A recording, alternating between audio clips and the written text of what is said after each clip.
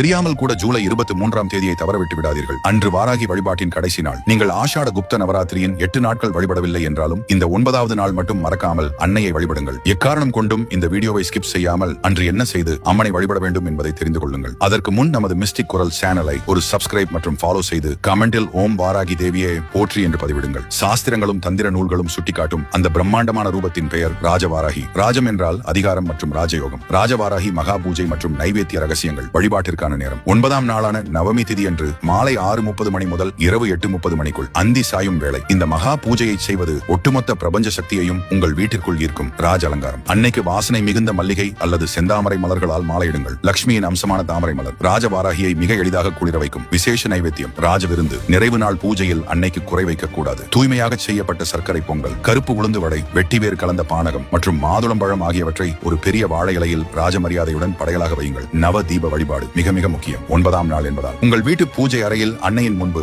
9 மண் அகல் விளக்குகளை வட்டமாக வைத்து சுத்தமான நெய் ஊற்றி தீபம் ஏற்றுங்கள். இந்த 9 தீபங்களும் கடந்த 8 நாட்களின் உக்கிர சக்தியையும் ஒன்றாக கிரகித்து உங்கள் இல்லத்தை பிரகாசமாக்கும் குபேர தீபங்களாகும். பூர்ணாகுதி பிரார்த்தனை. 9 தீபங்களுக்கும் முன்பு மண்டியிட்டு அமர்ந்து, தாயே, கடந்த 8 நாட்களாக தெரிந்தும் தெரியாமலும் நான் செய்த பிழைகளை மன்னித்து இந்த 9ஆம் நாள் பூஜையை முழுமையாக ஏற்று